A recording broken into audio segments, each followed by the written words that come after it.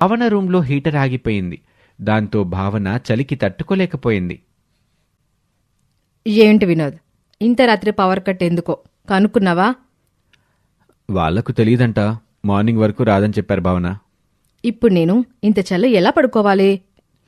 ఏం చేయాలో అర్థం కావటం లేదు. ఇప్పుడు బయటకు వెళ్ళటం కూడా సాధ్యం కాదు భావన. దుప్పట్లు కప్పుకొని పడుకోవటమే. భావన చేసేదేమీ లేక దుప్పట్లు కప్పుకొని చలికి వణుకుతూ పడుకుంది. పేదకోడలు అనామిక తన మట్టి ఇంట్లో చలిమంట పెట్టింది. దాంతో ఆ ఇంట్లో వెచ్చగా ఉంది. రమేష్, శారద, ప్రసాదు, సుజాత, రాజయ్య అందరూ గోని సంచుల దుప్పట్లని గప్పుకొని హాయిగా పడుకున్నారు. అనామిక మెలకువగా ఉంటూ నిప్పురవ్వలు చిల్లకుండా, చలిమంట చల్లారకుండా చూసుకుంటూ ఉంటుంది. భావన చలికి తట్టుకోలేకపోయింది. చలి జ్వరం వచ్చింది. హాస్పిటల్లో ఉంది. శారద, అనామిక ఎంతో ప్రేమగా భావనని చూసుకున్నారు. అప్పుడు భావన తన తప్పు తెలుసుకుంది. శారదని, అనామికని మన్నించమని వేడుకుంది. వాళ్లతో కలిసిమెలిసి ఉంటుంది. ఇది వాల్టి కథ.